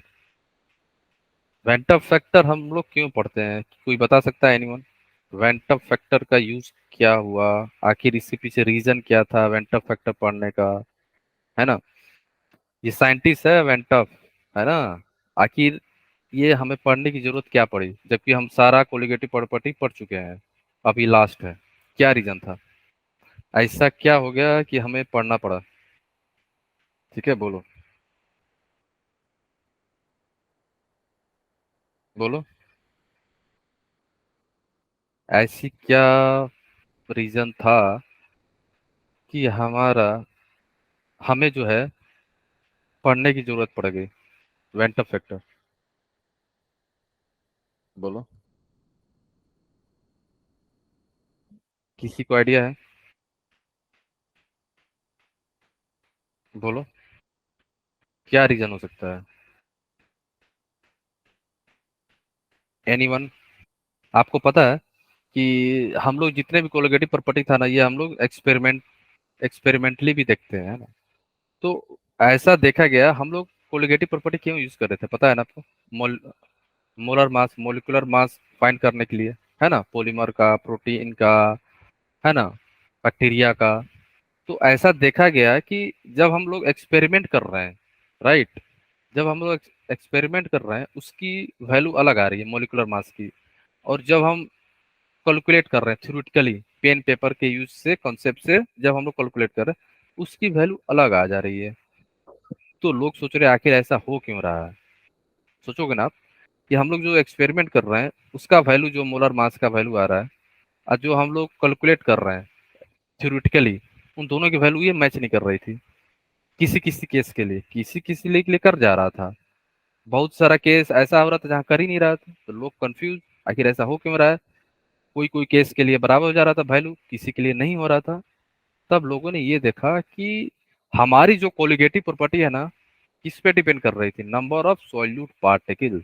इसका कहीं ऐसा तो नहीं हो रहा है ना कि हम जब सॉल्यूशन के सॉल्वेंट के अंदर डाल रहे हैं, है ना, जब हम सॉल्यूशन बना रहे हैं, तो ऐसा तो नहीं हो रहा है ना सॉलिड पार्टिकल डिसोसिएट हो जा रहा है? ऐसा हो रहा होगा। इसलिए तो क्या हो रहा था ना, हमारा मॉलिक्यूलर मास बढ़ जा रहा था, ठीक है। किसी केस में क्या हो रहा था, हमारा मॉलिक्यूलर मास घट जा रहा था, तो लोग और कंफ्यूज, अरे मॉलिक्यूलर मास घट किसे गया, बढ़ गया, तो ये तो हम समझ गए कि नंबर ऑफ पार्टिकल क्या हो रहा था, ब्रेक हो रहा होगा।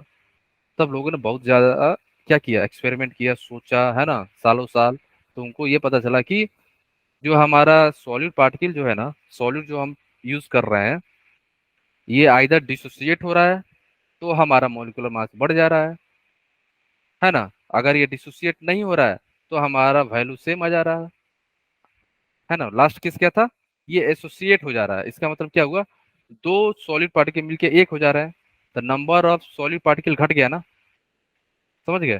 तो नंबर ऑफ सॉलिड पार्टिकल घटने से कोलिगेटिव प्रॉपर्टी की वैल्यू भी घट जा रही थी, ठीक है, फाइन।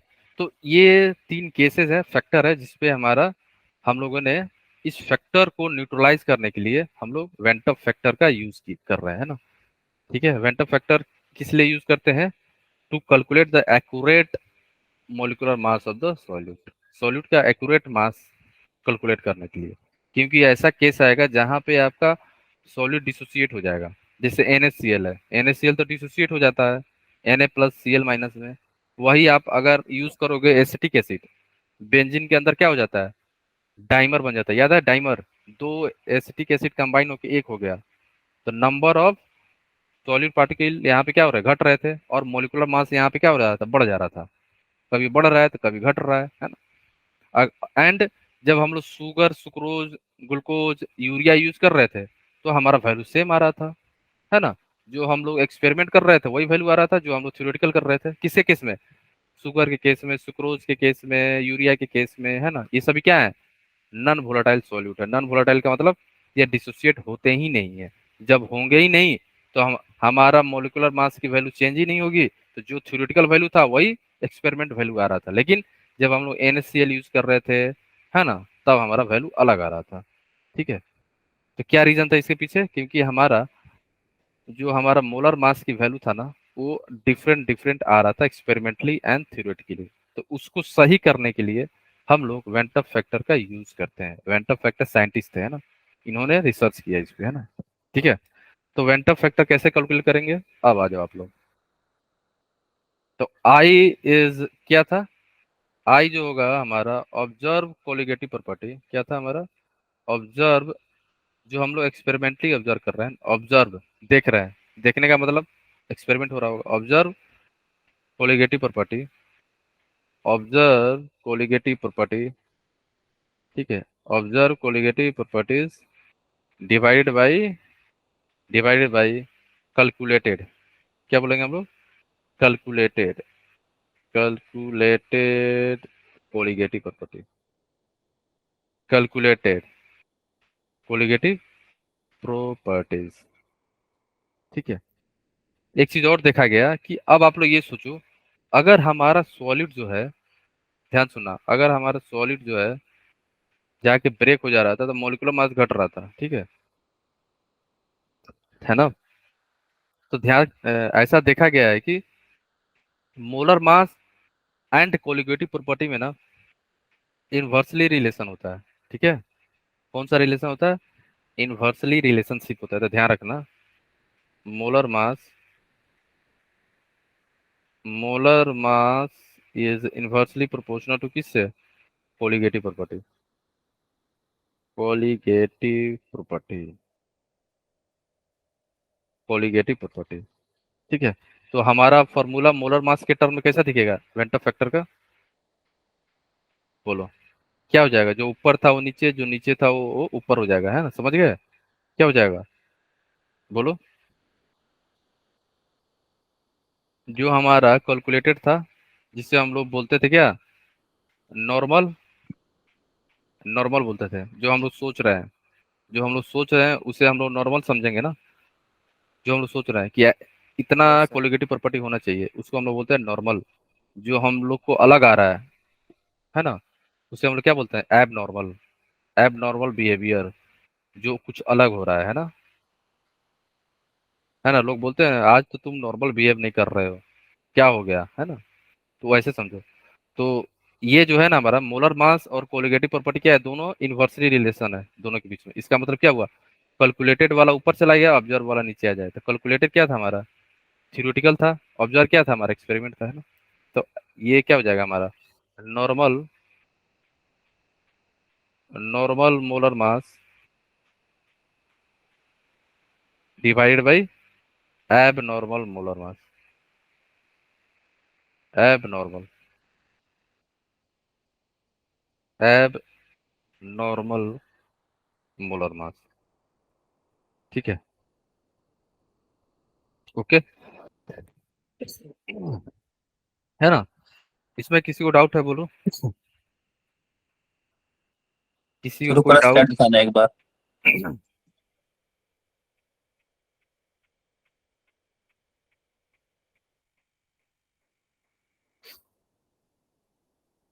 Okay sir. ठीक है ना? तो ये ध्यान रखना, नॉर्मल डिवाइडेड बाई एब नॉर्मल मोलर मास, है ना? ठीक है, ओके। अब आ जाओ, अब नेक्स्ट जो है आप ध्यान रखना क्या, ये जो हमारा नॉर्मल है यही क्या है हमारा?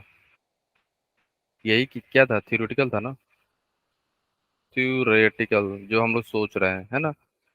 और नीचे वाला क्या था हमारा? Experiment, experiment. ठीक है, चलो, तो ध्यान रखना दोनों चीज, ओके।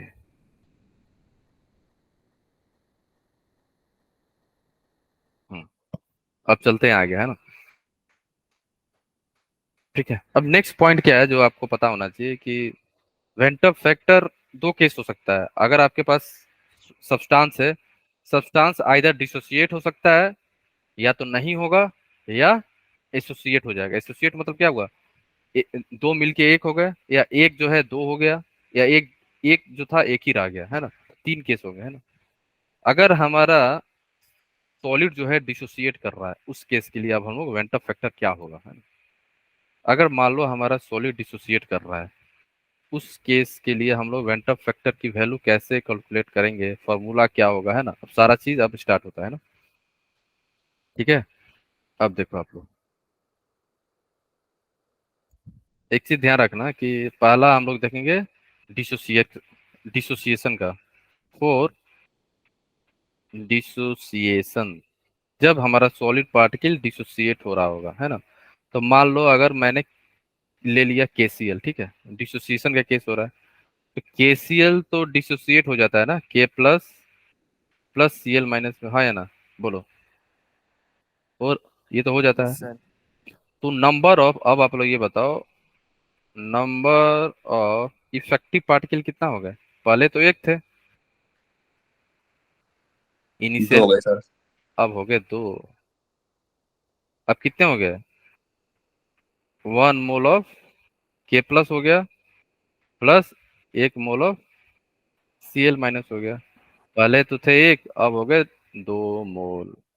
ठीक है, पहले तो एक मोल थे, अब कितने हो गए? Two mole. Effective number of particle, है ना? ठीक है, ओके। तो इसके पीछे ये तो हो गया, चलो तो इसका फॉर्मूला हम लोग अब ड्राइव करेंगे, है ना? जनरल फॉर्मूला होगा, जहां पे जो सब्सटेंस जो मॉलिक्यूल डिसोसिएट होगा उसको हम लोग डायरेक्ट वेंटर फैक्टर कैलकुलेट कर सकते हैं ना। ठीक है ना। तो डिसोसिएशन के केस में होता क्या है, ये भी ध्यान रखना। अगर डिसोसिएशन का केस देख रहे हो ना, तो आप ये बताना कि यहाँ पे हमारा डिसोसिएशन के केस में आई जो है हमारा I I van't factor is greater than 1। एक से ज्यादा होता है, ध्यान रखना। हमेशा एक से ज्यादा आएगा। वेंटर factor is greater than 1 for dissociation के केस में, है ना। ठीक है, तो कुछ नोट में लिख लेना यहाँ पे डिसोसिएशन में। नोट में क्या है कि डिसोसिएशन केस में number of particle is increasing, है ना। पता है ना, नंबर ऑफ पार्टिकल जो था हमारा इंक्रीज कर रहा था। Number of particles are increase, पहले से बढ़ गए, है ना। अगर नंबर ऑफ पार्टिकल इंक्रीज कर रहे हैं तो हमारा कोलिगेटिव प्रॉपर्टी क्या होगा, इंक्रीज करेगा, हाँ या ना। तो कोलिगेटिव प्रॉपर्टी क्या हो गया यहाँ पे, कोलिगेटिव प्रॉपर्टी हमारी यहाँ पे इंक्रीज कर गई। इंक्रीज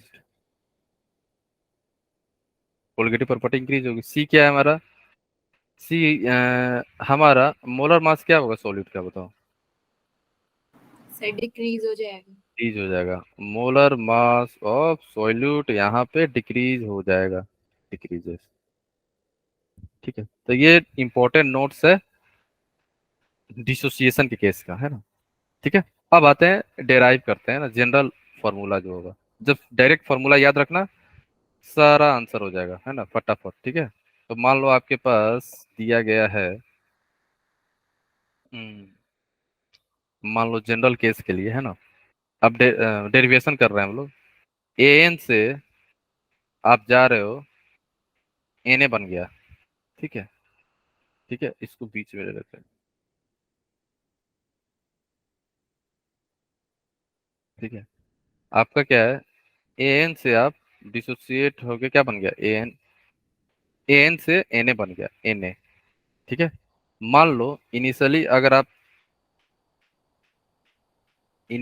अगर आप 1 लिए हो, 1, तो कितना डिसोसिएट हो जाएगा ये, 1 माइनस अल्फा। अल्फा हमारा क्या है, डिग्री ऑफ डिसोसिएशन। अल्फा होता क्या है, अल्फा को क्या बोलते हैं हम लोग, डिग्री ऑफ Dissociation. डिसोसिएशन, है, डीओडी। अल्फा क्या होता है, डिग्री ऑफ डिसोसिएशन। इसका फॉर्मूला क्या होता है, कितना डिसोसिएट होता है, देखो आप, अल्फा क्या होता था कि कितना डिसोसिएट हो रहा है। मान लो एक्स डिसोसिएट हो रहा है, डिवाइड बाई इनिशियली कितना था, यहाँ पे 1 है, समझ गए। तो अल्फा का फॉर्मूला यहाँ लिख लो पहले आप लोग, अगर किसी को डाउट हो। वैसे आप लोग आयनिक इक्विलिब्रियम में पढ़े होंगे इसको, यहाँ पे लिख लो Yes. अल्फा के बारे सर पढ़ा। पहले अल्फा के बारे में लिख लो यहाँ पे ना, क्योंकि अल्फा यूज होगा यहाँ पे, है ना। तो डिग्री ऑफ डिसोसिएशन के बारे में देख लेते हैं। डिग्री ऑफ डिसोसिएशन क्या है हमारा, अल्फा, है ना। तो अल्फा क्या होता है, अल्फा क्या होता है, अमाउंट डिसोसिएट, कितना डिसोसिएट हो रहा है ना। ध्यान रखना, अल्फा क्या होता है हमारा, कितना अमाउंट हमारा डिसोसिएट हो रहा है। ठीक है, अमाउंट डिसोसिएटेड, कितना अमाउंट डिसोसिएट हो गया, divide by total amount, initial amount, total नहीं, इनिशियल अमाउंट कितना था। तो ये अल्फा यहाँ से निकलता है, राइट। अब आ जाओ, अब हम लोग डेराइव करते हैं, है ना, फॉर्मूला। एन था, एन जो है आपका पर एन ए बन करना गया। स्क्रीन। हम्म, ठीक है, ओके, थैंक यू सर। अब आ जाओ। आपको टी इक्वल टू 0 पे मैंने बोला एक था, टी इक्वल टू टी पे मैंने मान लिया डिसोसिएट हुआ होगा, है, तो 1 अल्फा। तो ये कितना बना होगा, एन अल्फा, समझ रहे हो, ये कितना बना होगा, एन अल्फा ना। फिर इसमें किसी को डाउट है इस एक्सप्रेशन में, बोलो नो सर। इसमें। No sir. अब आ जाओ, अब आप लोग ये बताओ, आई की फॉर्मूला क्या थी डिसोसिएशन के फॉर्म में?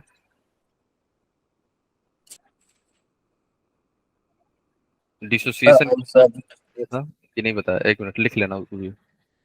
हाँ, डिसोसिएशन आई जो होता है हमारा, लिख लो यहाँ पे।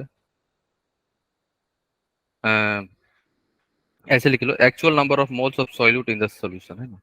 ठीक है, actual actual number of moles of solute moles of solute actual number of moles of solute in solution, ठीक है, divide by number of moles of solute initially taken, number of moles of solute initially कितना लिए हो, है ना, initially taken, starting में आपने कितना लिया है। ठीक है, ओके फाइन।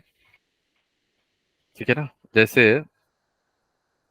जैसे एग्जांपल के लिए ऐसे एग्जांपल मान लो छोटा सा, यहाँ पे अगर आपने मान लो NaCl लिए हो, है ना, NaCl डिसोसिएट होके Na plus plus Cl minus बना है ना। अगर आपने इनिशियली मान लो 1 लिए हो, है ना, ठीक है, एंड ये टोटल टोटल डिसोसिएट हो गया और यहाँ पे 1 और 1 बना, है ना, ये 0 हो गया यहाँ पे, है ना। तो ये जो वैल्यू है ना, ये जो वैल्यू था इसे हम लोग बोलते हैं थ्योरेटिकल वैल्यू। ठीक है, थ्योरेटिकल है, एंड ये पूरा जो वैल्यू होगा इसके, इसको हम लोग क्या बोलते हैं, ऑब्जर्व्ड। इसको हम लोग क्या बोलते हैं, ऑब्जर्व, है ना। अब आ जाए यहाँ पे, इसको हम लोग क्या बोलते हैं, 1 को थ्योरेटिकल। स्टार्टिंग में हम लोग लिए थे 1, हम लोग क्या सोच रहे हैं, एक ही लिए हैं, लेकिन एक्सपेरिमेंट के अंदर 2 हो गया है। ऑब्जर्व, ऑब्जर्व किए एक्सपेरिमेंटली, इसको क्या बोलेंगे, एक्सपेरिमेंट, एक्सपेरिमेंट। ठीक है, अब आ जाओ नीचे, आई वाला फॉर्मूला क्या था, ऊपर थ्योरेटिकल डिवाइडेड बाय एक्सपेरिमेंट, यही था ना, बोलो, यस सर। है ना, ऊपर थ्योरेटिकल डिवाइडेड बाय ऑब्जर्व, है ना, थ्योरेटिकल ऊपर था ना, थ्योरेटिकल अच्छा ऊपर था, डिवाइड बाय ऑब्जर्व, है ना। ऑब्जर्व। आ जाओ, अब यहाँ पे आप लोग ये बताओ ऊपर क्या आएगा, बोलो। ये जो है हमारा, ये टोटल क्या है हमारा, ऑब्जर्व है, ऑब्जर्व। और ये हमारा क्या है, थ्योरेटिक। थ्योरेटिकल। तो ऑब्जर्व ऊपर आ रहा था ना, तो ऑब्जर्व आ जाएगा 1 minus alpha plus N alpha divide by 1, यही था ना, है ना। तो यहाँ से आई क्या आ जाएगा हमारा, I is equal to 1 minus alpha plus N alpha. तो इसको थोड़ा रीअरेंज करना, इसको हम ये लिख सकते हैं, I equal to 1 plus 1 plus, अगर आप अल्फा कॉमन लोगे तो क्या हो जाएगा, एन, एन पॉजिटिव है, माइनस 1 इंटू अल्फा। ये सही है, बोलो। इसमें किसी को डाउट आ रहा है? ये फॉर्मूला हो गया किसके लिए, डिसोसिएशन के केस के लिए, राइट। यहाँ पे अल्फा क्या है, डिग्री ऑफ डिसोसिएशन, ये वैल्यू दिया रहेगा। अल्फा क्या है हमारा, अल्फा है हमारा डिग्री ऑफ डिसोसिएशन, है ना। अब आपके मन में डाउट आ रहा होगा कि एन क्या है। अब एन देखो क्या होता है, देखो एन जो होता है हमारा, कितना आयंस डिसोसिएट हुआ, नंबर ऑफ आयंस। जैसे एग्जांपल ले लो, यहाँ पे मान लो आपके पास KCl है ना, KCl जो है डिसोसिएट हो गया K प्लस, ठीक है, KCl जो है K plus plus Cl minus में, तो यहाँ पे एन कितना होगा, एन कितना हो जाएगा, 1, 1 1 प्लस 1 इक्वल टू 2, एन 2 2 आएगी, एन यहाँ पे 2 आएगा। ठीक है, इसमें तो डाउट नहीं आ रहा है ना, एन की वैल्यू 2 आ जाएगी, है ना। कितना आयंस बना है, जैसे एग्जांपल और ले लो, AlCl3 है, तो Al3 plus plus thrice Cl minus, यहाँ पे एन की वैल्यू क्या है, 1 है, और ये 3 है, 1 प्लस 3 इक्वल टू 4। ठीक है, और ये सभी क्या है, all salt are strong electrolyte, ये बात बताऊंगा, है ना, रुक जाओगे। ठीक है, तो यहाँ से हम एन की वैल्यू निकाल लेते हैं। ठीक है, एन एन आप लोग क्लियर हो गया ना कैसे निकाल रहे हैं? ओके, बोलो एन में किसी को कहीं कोई भी डाउट नहीं है ना? ठीक है, डिसोसिएशन हो गया, अब चलते हैं हम लोग एसोसिएशन के केस में। डिसोसिएशन हो गया, अब चलो एसोसिएशन में ना। तो सर एक बार स्लाइड दिखाना। ये बोला यस सर।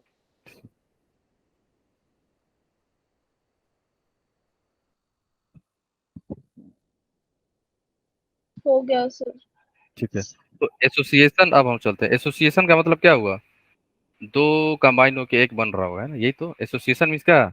चलो हम लोग एसोसिएट हो जाते हैं, है ना, मिल के काम करते हैं। तो एसोसिएशन का मतलब क्या हो रहा है? दो मिल के एक हो रहेंगे, है ना, तीन मिल के एक हो रहा होगा, चार मिल के एक हो रहा होगा ना। तो एसोसिएशन के केस, एसोसिएशन एसोसिएशन के केस में वेंटर फैक्टर वन से कम आएगा हमेशा। ठीक है, वन से हमेशा कम आएगा। ठीक है, अब आ जाओ एसोसिएशन के केस में कुछ इंपॉर्टेंट बातें आप लोग याद रखना कि जैसे ये वन से कम आ रहा है ना, इसका मतलब क्या हुआ कि हमारा हम्म, ये लिख लो, नंबर ऑफ सॉलिड पार्टिकल यहाँ पे घट रहा होगा, है ना? क्या बोलते Yes, हो? ये number of solid particle decreases, यही है ना, डिक्रीज कर रहे होंगे। बी क्या हो सकता है? एसोसिएट हो रहा है, तो इसका मतलब हमारा मॉलिक्यूलर मास क्या हो रहा होगा? Increase. Yes, molar mass increases, molar mass increases. Colligative property भी डिक्रीज हो रही yes, number of particle decrease हो रहा है, तो कोलिगेटिव प्रॉपर्टी हमारी डिक्रीज हो रही है। मोलर मास बढ़ जाएगा क्योंकि दो, पहले एक था, एक कंबाइन हो गया दो से, तो मोलर मास तो बढ़ेगा ना। कोलिगेटिव प्रॉपर्टी हमारी क्या हो रही है? डिक्रीज। कोलिगेटिव प्रॉपर्टी हमारी यहाँ पे डिक्रीज होती जा रही है ना? ठीक है, तो ये इंपॉर्टेंट बातें हैं एसोसिएशन के बारे में, है ना? अब चलते हैं इसका फॉर्मूला, है ना? ठीक है, एसोसिएशन का फॉर्मूला कैसे डिराइव करेंगे ना, ये सारा चीज ध्यान रखना। एसोसिएशन क्या होता है? वन से कम होता है। डिसोसिएशन क्या होता है? मेरा वन से ज्यादा होता है, राइट? तो ध्यान रखना कि यहाँ पे क्या होता है ना कि मान लो दो तीन चार मॉलिक्यूल कंबाइन होकर एक हो रहा है, इसका मतलब एन ए जो है आपका कंबाइन हो जा रहा है किससे? मान लो यहाँ पे दो है, तो दो कंबाइन होगा, एन के वैल्यू अगर टू है तो क्या हो जाएगा? टू ए कंबाइन से क्या बन जाएगा? ए टू। अगर एन की वैल्यू थ्री है तो थ्री कंबाइन होकर क्या होगा? थ्री होगा, ए थ्री बन गया। समझ गया, है ना? तो यहाँ पे आपको एक सेकंड, एन ए जो है कंबाइन होके आपको बन गया ए एन, ए एन बन गया, राइट? तो similarly T equal to zero पे मैंने ये सोचा कि चलो ये एक है, एक से कंपेयर करना। ठीक है, ध्यान देखना, time T equal to T पे क्या हो जाएगा? मान लो ये अल्फा डिसोसिएट हुआ है, राइट? तो यहाँ पे अल्फा बीटा कुछ भी ले सकते हो, ध्यान रखना, है ना? कोई कोई बुक में बीटा लिखा रहता है ना, डिग्री ऑफ एसोसिएशन का ध्यान रखना, है ना? अल्फा बीटा जो चाहो आप यूज कर सकते हो, है ना? ठीक है, ध्यान रखना। ओके, अल्फा या बीटा दोनों सेम चीज है ना, या बीटा। वन माइनस अल्फा, तो यहाँ पे कितना बन रहा होगा? ये अल्फा बाई एन। इसमें किसी को डाउट है? बोलो, इसमें किसी को डाउट है? अल्फा बाई एन जो लिखा मैंने, नो सर। समझ रहे हो ना कैसे आ रहा है ये? ठीक है, अब आ जाओ आप लोग, आई की वैल्यू क्या होगी फिर हमारी? सर हाँ बोलो। अल्फा बाय एन ऑब्जर्वेशन से आया है। नहीं, ये तो इक्वेशन हम लोग देख रहे हैं ना, ये तो सिंपल इक्वेशन हो रहा है। टी इक्वल टू जीरो पे सपोज करो मैंने एक लिया है ना, एक मोल, वैसे समझो, है ना?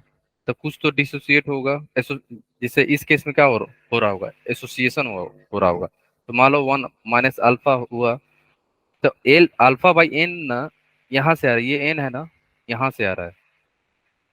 ठीक ओके है, सर। ओके। एन ये है।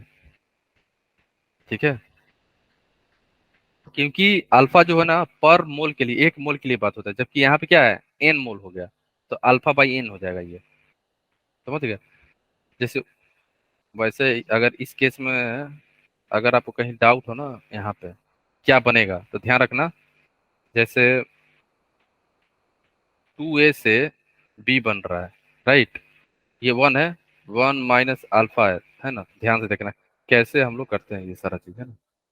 1 माइनस अल्फा हो रहा है, ये कितना बनेगा, अल्फा ये मान लो 3 है, अल्फा बाय 2 हाँ, ये अब कितना बनेगा, alpha into 3 3 divide alpha by by 2, 3 alpha by 2। Similarly अगर मान लो ए दिया रहता एंड 4 भी है, तो फिर क्या हो जाता, 1, 1 माइनस अल्फा, ये कितना बनता फिर, sir 4 4 alpha alpha by 4 1. Alpha, है ना, 4 अल्फा, ठीक है, समझ गए ना, 4 यस अल्फा, सर ठीक है। चलो, तो आई क्या हो जाएगा हमारा, सम कर दो ऊपर का, 1 minus alpha plus alpha by N, initially 1 था, डिवाइड बाई 1, ठीक है। तो यहाँ से आई की वैल्यू क्या आ जाएगी, I is equal to 1 minus alpha plus alpha by N, है ना। अब यहाँ से कॉमन ले लो, 1 पॉजिटिव है हमारा, अच्छा 1 बाई एन यहाँ पे पॉजिटिव है, तो क्या हो जाएगा, 1 बाई एन कॉमन ले, 1 by N minus 1 into alpha, समझ गए। तो ये किसका केस हो गया, एसोसिएशन का केस होगा।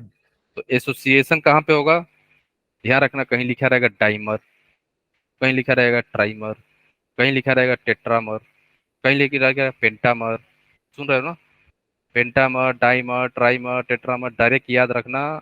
एन की वैल्यू 2 होगी किसके लिए, डाइमर के लिए, एन की वैल्यू 3 हो जाएगी किसके लिए, ट्राइमर के लिए,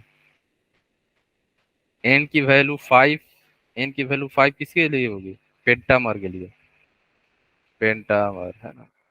एन की वैल्यू 4 किसके लिए हो जाएगी, टेट्रामर, टेट्रामर, समझ गया आप, डायरेक्ट एन की वैल्यू पुट कर देना, अल्फा आपको दिया रहेगा, ठीक है, कि कितना हो रहा है एसोसिएशन, ठीक है, अल्फा की वैल्यू दी रहेगी, ठीक है। एन भी यहाँ पे भी, एन क्या होगा, डाइमर के लिए 2, ट्राइमर के लिए 3, पेंटामर के लिए, हेक्सामर 6 हो जाएगा, है ना, हेप्टामर, हेप्टामर होगा तो कितना 7 हो जाएगा, है ना, ध्यान रखना, ठीक है। तो कुछ एग्जाम्पल में लिख लो कहाँ पे लास्ट जो केस है हमारा, ठीक है, एसोसिएशन डिसोसिएशन हो गया, अब लास्ट केस है जहाँ पे कुछ नहीं हो रहा है ना, कुछ नहीं हो रहा है, जो हम लोग एक्सपेरिमेंट कर रहे हैं और जो हम लोग कैलकुलेट कर रहे हैं दोनों चीजें सेम आ रही हैं। ये कब होगा, जब आप फोर नन इलेक्ट्रोलाइट के केस में होता है, किसके केस में हो रहा है, फोर नन इलेक्ट्रोलाइट के केस में, ठीक है। यहाँ पे क्या होता है, there is no dissociation, there is no dissociation, colour change कर दो, there is no dissociation and association, कुछ भी नहीं हो रहा है यहाँ पे, क्या होगा यहाँ पे, देयर इज नो डिसोसिएशन या एसोसिएशन, कुछ भी नहीं हो रहा, नहीं तो डिसोसिएशन हो रहा है और ना ही हमारी एसोसिएशन हो रही है, ठीक है। फॉर नन इलेक्ट्रोलाइट, तो आई की वैल्यू, एंटर फैक्टर की वैल्यू क्या होती है, 1, ध्यान रखना, आई की वैल्यू 1 होती है, ठीक है। तो नन इलेक्ट्रोलाइट कौन सा है, जितने भी हमारे बायोमोलिक्यूल होंगे, मान लो ग्लूकोज हुआ, ठीक है, यूरिया हुआ, ठीक है, Close. सुक्रोज हुआ, है ना, ये सभी क्या है, नन इलेक्ट्रोलाइट, ठीक है। नेप्थलीन हुआ, इथाइलिन ग्लाइकोल हुआ, ये सभी क्या है, थाइलिन ग्लाइकोल हुआ, ये सभी क्या है हमारे, नन इलेक्ट्रोलाइट। इन इन सारे केस में क्या होगा, हमारा आई की वैल्यू 1 होगी, है ना। अब जो लास्ट बचा है और इसी के साथ हमारा कंप्लीट सॉल्यूशन, क्या, वेंटा फैक्टर क्यों पढ़ रहे हैं, क्योंकि हम लोग जो कोलिगेटिव प्रॉपर्टी कैलकुलेट करें वो सही हो जाए, है ना। तो इसलिए अब हम लोग आई जो है कहाँ कहाँ आएगा, जहाँ जहाँ सॉल्यूट है, ठीक है। अब हमारा मॉडिफिकेशन हो रहा है हमारी चारों कोलिगेटिव प्रॉपर्टी का, अब से आप लोग यही फॉर्मूला यूज करना मॉडिफाइड फॉर्म में, है ना, मॉडिफाइड इक्वेशन, हमेशा यही इक्वेशन यूज करना, modified equation for colligative property, colligative property, colligative properties, कौन कौन सा इक्वेशन था हमारा, लोअरिंग इन वेपर प्रेशर क्या था, बोलो याद है, लोअरिंग इन वेपर प्रेशर वाली फॉर्मूला क्या था? पी नोट सर सुनो ऊपर P nought A minus P S divide by P nought A ये नॉट ए किसके बराबर हो जाएगा? आई इंटू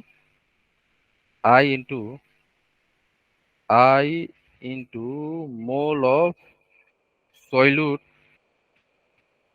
ये I into mole of solvent था ना, मोल फ्रैक्शन ऑफ सॉल्यूट था ना, into mole fraction of solute. तो ले देंगे, क्या याद रखना है कि आई की वैल्यू को मल्टीप्लाई करना, बस इतना ध्यान रखना, ठीक है। बी क्या है हमारा? एलिवेशन इन बॉइलिंग पॉइंट, तो delta T B is equal to I into K B into M, ठीक है। अब हमारा इक्वेशन मॉडिफाई होता जा रहा है ना। सी क्या था हमारा? सी था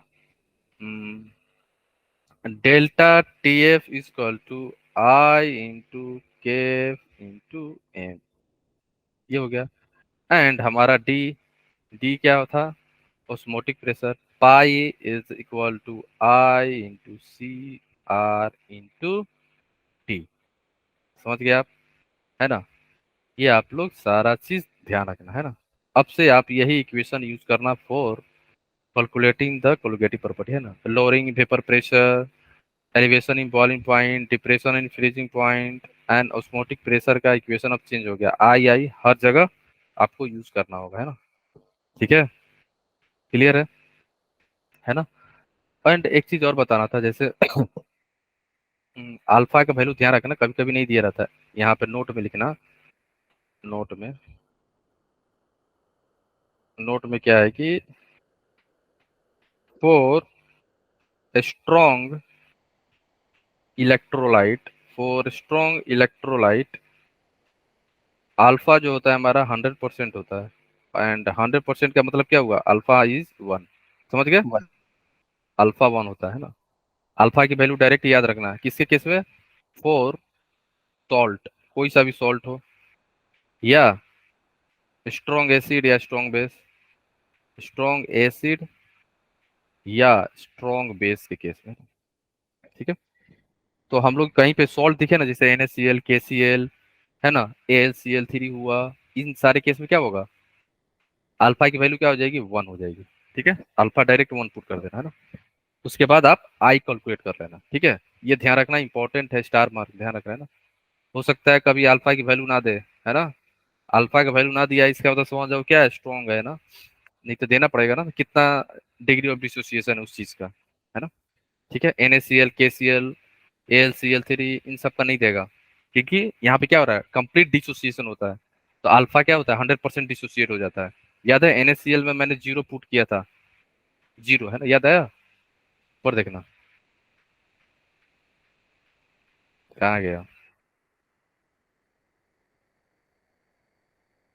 ये देखो यहाँ दिखा ना, यहाँ पे 0 में इसका है, कंप्लीट हो गया ये। अब ये बचा नहीं, कंप्लीटली Na प्लस और Cl माइनस में कंप्लीट हो गया है, कंप्लीट डिसोसिएशन हुआ है, ठीक है।